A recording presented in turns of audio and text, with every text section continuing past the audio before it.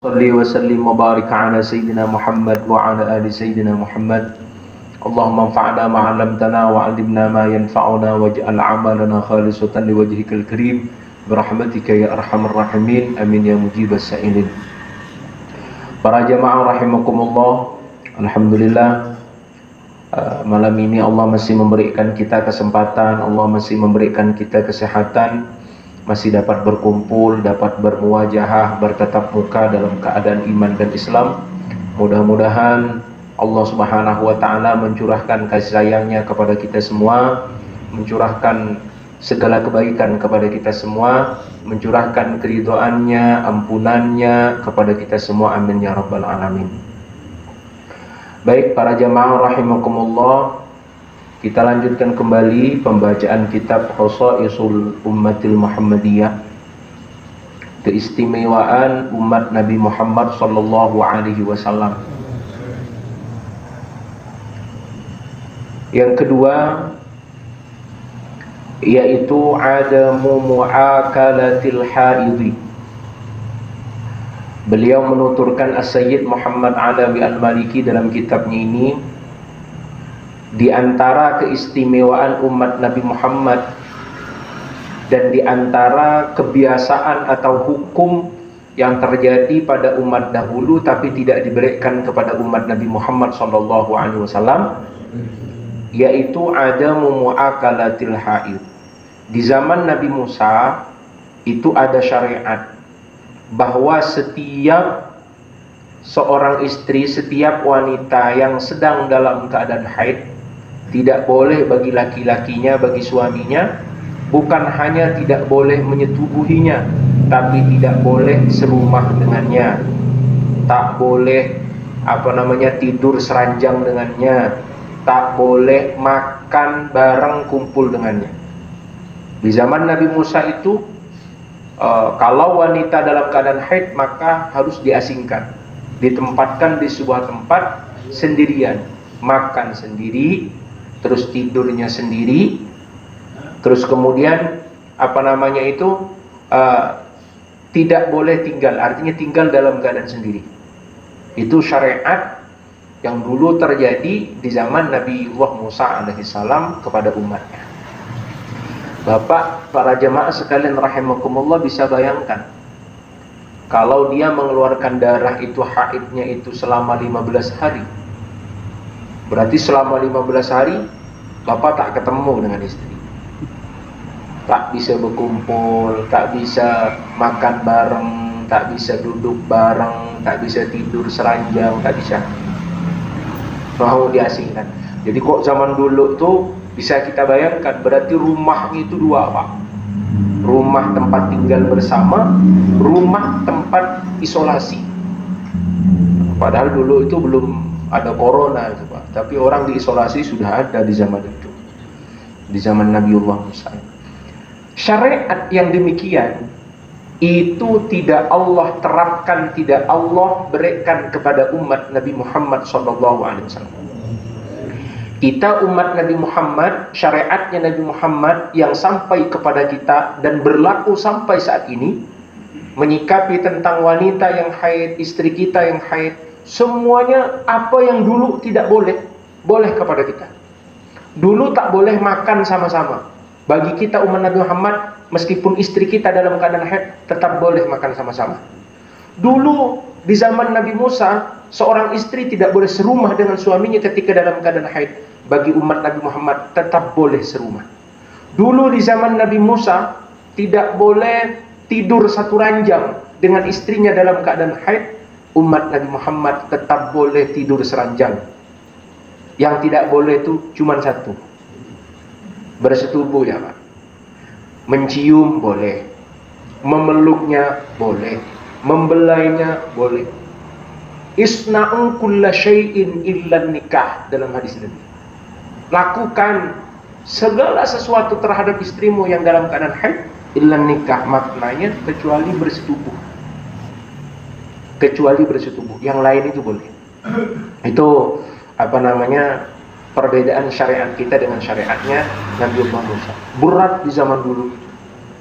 Maka kalau dipikir, Pak, pantas sekali Kalau umat Nabi Musa itu syariatnya boleh menikah 1000 wanita itu pantas. Oh ya, soalnya ketika haid harus diisolasi dia. Tidak bisa ketemu dengan perempuan. Pantas memang. Kalau umat Nabi Muhammad tidak. Masna wa thulatha wa ruba. 2 atau 3 atau 4. Itu pun kok mampu. Kalau iyastati'u, apabila kita mampu adil dalam bersikap. Yang diantara adil di sini, adil itu bukan harus sama, adil itu sesuai. Istri bapak yang pertama adalah ibu rumah tangga, istri yang kedua adalah artis, maka tentang nafkah jelas tak sama pak. Perawatan ibu rumah tangga dengan artis jelas beda. Kalau ibu rumah tangga barangkali sebulan 5 juta cukup, kalau artis mau 50 juta. Jadi nafkahnya tidak sama. Adil itu bukan berarti sama. Terus kemudian adil dalam segi tidur, harus adil. Kalau 2 malam di istri pertama, 2 malam di istri baru, istri kedua. Jangan sampai dengan istri yang pertama semalam, 6 malam dengan istri yang kedua. Itu tak boleh. Nanti yang begitu tuh datang di akhirat, wasyaqquhu ma'in, badannya tuh miring sebelah pak. Tak adil itu tadi. Tapi susah. Kalau kita seperti yang saya sampaikan itu, kita cukup 1 tapi rasanya seperti 4. Bagaimana caranya? Itu ada ilmunya itu pak. Ada ilmunya. Makanya mau belajar itu. Ada resepnya. 1 tapi rasanya 4. Ketimbang 4 tapi rasanya 1, repot tuh. Maka itu perbedaan antara syariat di umat Nabi Muhammad dengan umat Nabiullah Musa alaihissalam.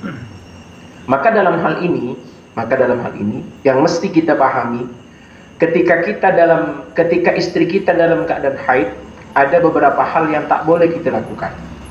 Kita terhadap istri kita. 1, nikah. Tadi bersetubuh jelas tak boleh, mencium, meluk boleh. Kedua yang tak boleh itu pak, bercerai, talak. Kalau istri kita dalam keadaan talak, haram hukumnya dicerai. Jadi cerai itu ada cerai bid'ah, ada cerai yang tak bid'ah. Ada cerai yang boleh, ada cerai yang tak boleh. Cerai yang tak boleh 2. 1, istri dalam keadaan haid kita ceraikan. Kedua, istri dalam keadaan suci tidak haid, cuma yang diceraikan nunggu disetubuhi dulu. Udah disetubuhi langsung diceraikan, itu tak boleh. Jadi kalau 2 ini kita lakukan maka disebut dengan talak bid'ah. Ketika istri dalam keadaan haid, haram hukumnya kita menceraikan. Kedua, pertanyaan yang kedua, kenapa Allah mentakdirkan yang haid itu perempuan? Kenapa Allah tidak mentakdirkan laki-laki ini juga haid pak? Kenapa kok perempuan yang haid? Kenapa tidak laki-laki yang haid? Atau dua-duanya sama-sama haid? Maka yang pertama, Allah Subhanahu wa ta'ala menciptakan perempuan dengan bentuk yang berbeda dengan laki-laki, dengan cara hidup sehat yang berbeda dengan laki-laki. Maka sepakat ilmu kedokteran itu menyatakan haid itu adalah darah kotor yang dikeluarkan perempuan. Maka perempuan yang aktif, yang normal keluar darahnya, maka itu bisa menjadikan dia perempuan yang sehat. Kedua, sesuai dengan takdir atau jibillah, takdir yang memang Allah takdirkan, Allah jalankan dalam kehidupan perempuan itu ya harus begitu, karena memang sehatnya dari begitu. Kedua, ada hikmah di dalam bersetubuh. Di dalam bersetubuh Pak, seandainya ada perempuan itu tak pernah haid sama sekali, tak pernah haid sama sekali, maka gairah suami untuk menyetubuhinya itu tidak segairah suami yang memiliki istri haid. Bayangkan, kalau dalam ilmu kesehatan, dalam ilmu adab dalam berhubungan sama istri itu Pak, dalam 1 minggu itu sunnah tidak mengkosongkan bersetubuh. 1 minggu harus keluar, sperma itu harus keluar. Kalau tidak keluar maka kita tidak sehat, akan jadi penyakit. Pertanyaannya, kalau istri bapak sampai 10 hari dan lebih dari 1 minggu itu selesai haid, aduh bapak udah lama nunggunya, pasti gairahnya itu luar biasa. Sampai ada surah dalam Al-Quran Al-Mujadalah, surah Al-Mujadilah, perempuan yang berdebat dengan Nabi Muhammad itu sebabnya begitu. Jadi dia haidnya itu Pak sampai 15 hari. Suami kan dah nunggu dah 15 hari Pak. 15 hari. Ketemu istrinya itu dalam keadaan sholat, wah dia tak sabar dah suami. Berarti dah suci nih kata dia. Suci. Setelah salam, suaminya nunggu di belakang. Artinya dia ada keperluan dengan istri tersebut. Tapi istrinya bilang, tunggu dulu bang, saya nak sholat. Ternyata sholat itu Pak panjang. Suaminya, coba bapak bayangkan, lapar, bapak lapar. Seharusnya 5 menit masak. Ini masih lama, kan marah bapak dengan istri. Ini sampai bersumpah suaminya. Demi Allah kata dia, demi Allah saya bersumpah tidak akan menyetubuhi kamu lagi. Sampai begitu. Nah, itu dalam syariat fikih disebut sumpah ilah.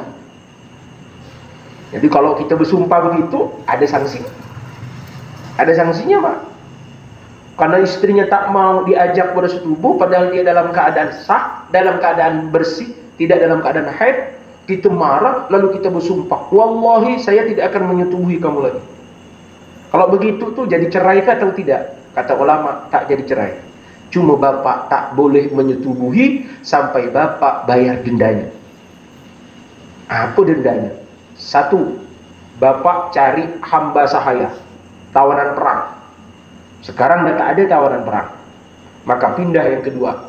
Apa pindah yang kedua? Bapak cari 10 orang miskin. Masing-masing orang miskin diberikan makanan pokok, taruhlah beras kalau kita. Masing-masing 1 orang 1 kilo. Berarti kalau 10 kilo. Oh ringan yang begitu Ustaz. Bukan masalah ringannya, dosanya itu Pak. Karena kita dianggap melanggar sumpah. Kalau kita ingin bersetubuh harus bayar denda dulu, tapi istighfar tetap. Karena kita dianggap melanggar sumpah. Melanggar sumpah itu berat. Kafaratu yamin itu. Itu maka jangan bersumpah gitu. Ada juga dalam istilah itu apa namanya yang pernah saya sampaikan dalam istilah syariat dalam hubungan rumah tangga itu tidak boleh juga namanya zihar. Zihar itu menyerupakan istri dengan ibu kita atau dengan saudara kita. Yang diserupakan itu bukan akhlaknya, tapi yang diserupakan itu bentuk badannya, tangannya atau rambutnya atau kulitnya, itu tak boleh. Tapi kalau akhlaknya, kamu nih dek seperti ibuku, penyayang, nah itu tak apa-apa. Akhlaknya. Tapi kalau bentuk badannya tak boleh.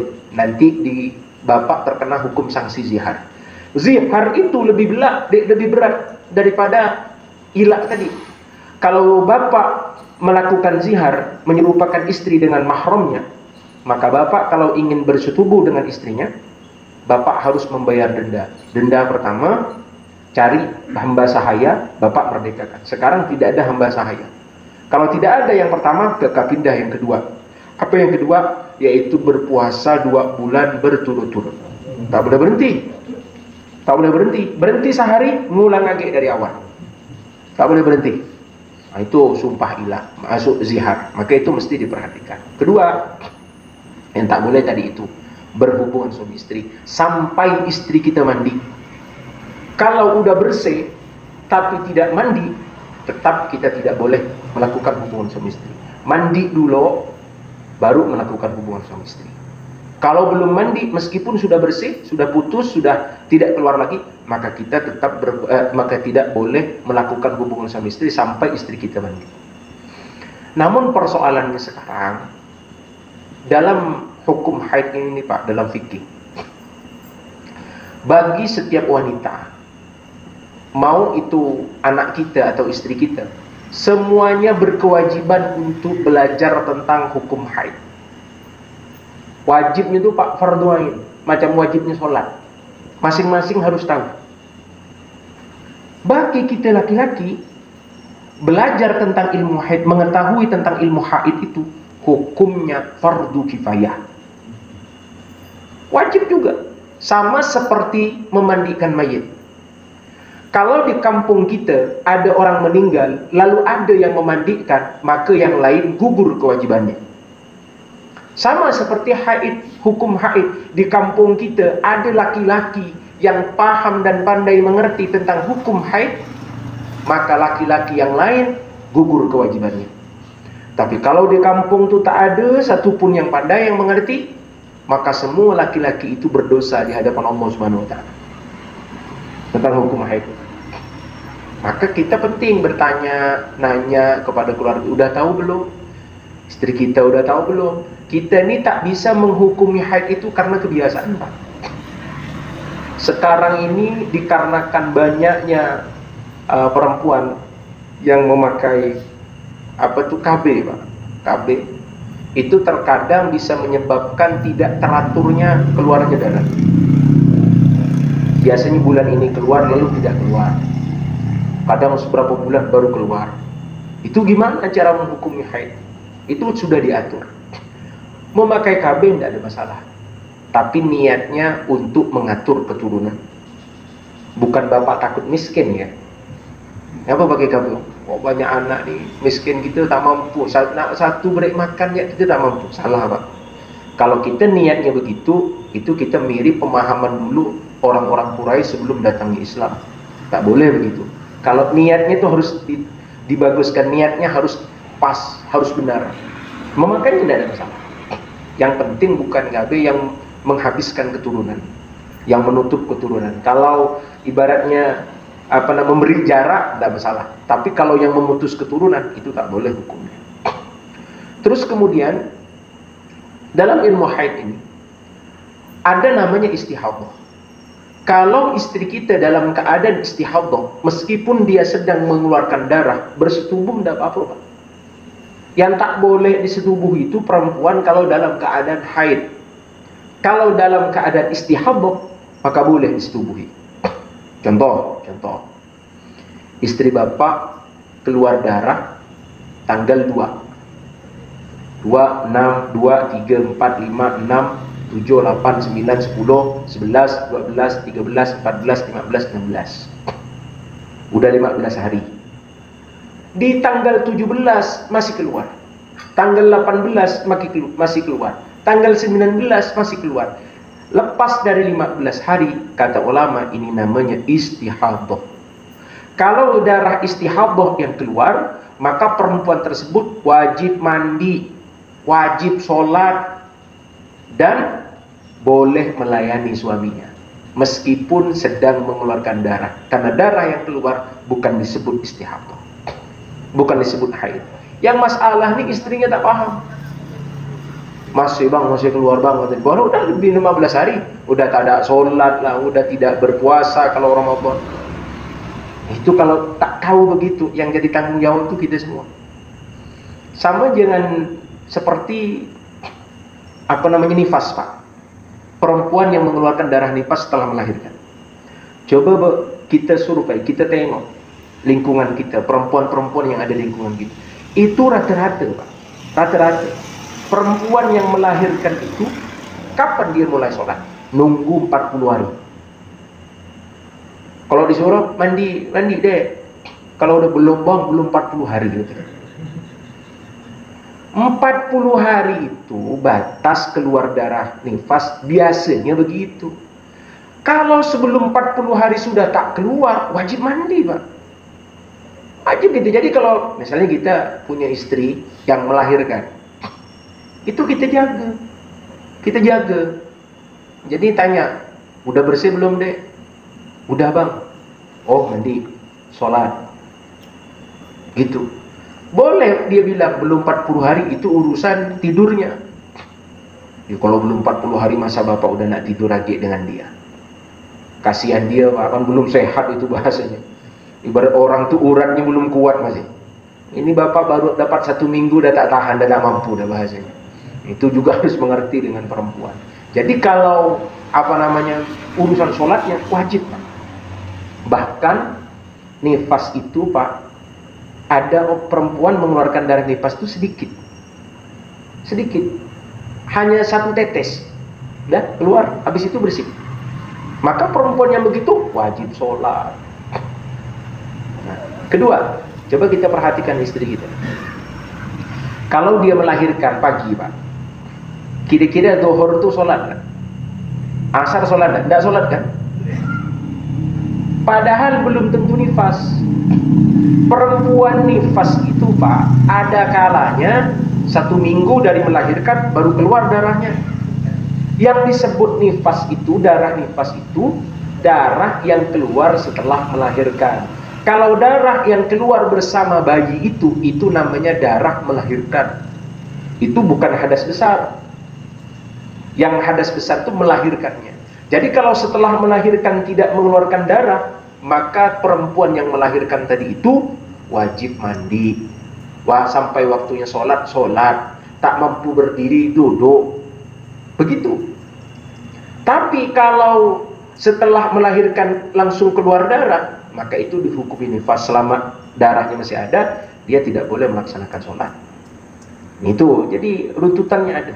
Ada perempuan yang setelah melahirkan langsung keluar darah nifas. Ada yang nunggu 2 hari, nunggu 3 hari, nunggu 4 hari, kadang nunggu 10 hari.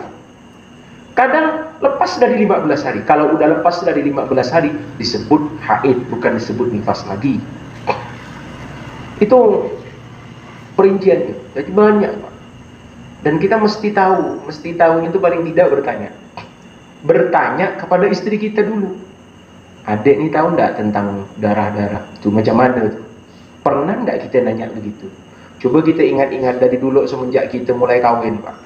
Sampai sekarang barangkali udah anak 5 tuh, atau udah punya cucu. Pernah enggak nanya dengan itu? Kadang kan kita nih percaya aja.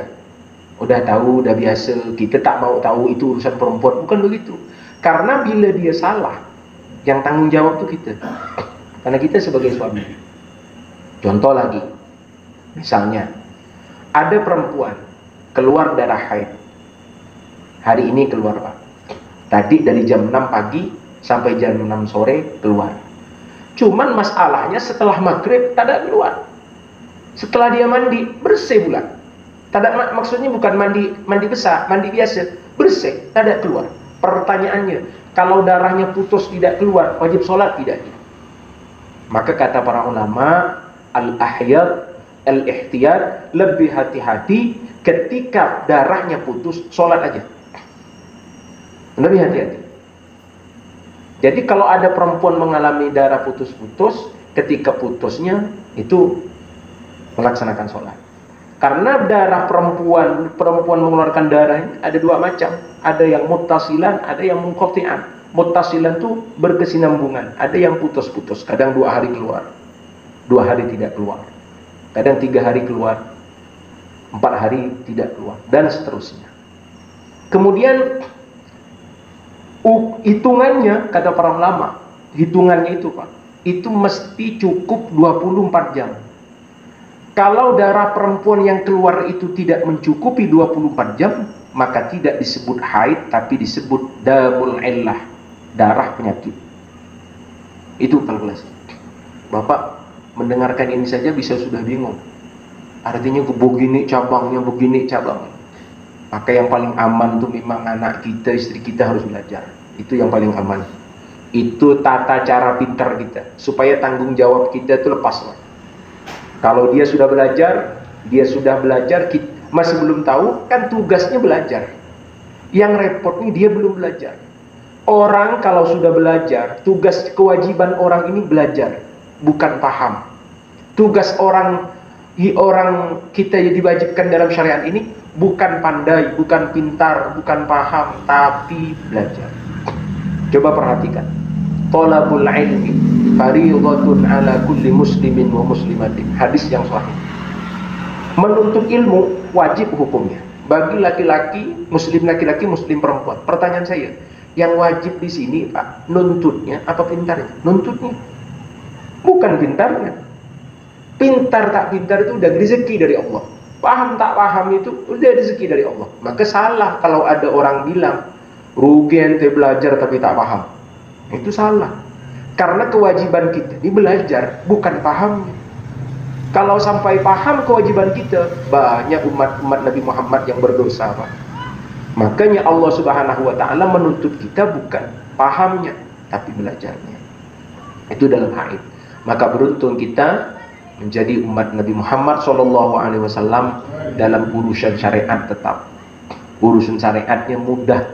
Kalau umat dulu tak bisa berkumpul dengan istrinya ketika dalam keadaan haid, kita bisa berkumpul dengan istri kita, bisa satu selimut dengan istri kita, bisa satu ranjang dengan istri kita, bisa makan dengan istri kita, bisa berkumpul duduk makan bareng-bareng dengan istri kita. Tapi tidak terjadi kepada umat Nabi Musa pada zaman dahulu. Kenapa? Inilah yang disebut dengan khosaisul ummatil Muhammadiyah, keistimewaan menjadi umat Nabi Muhammad sallallahu alaihi wasallam.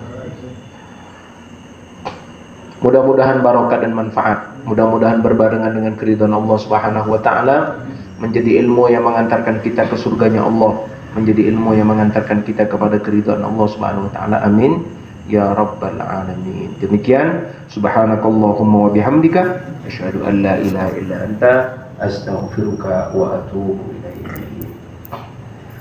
Para jamaah wa sallim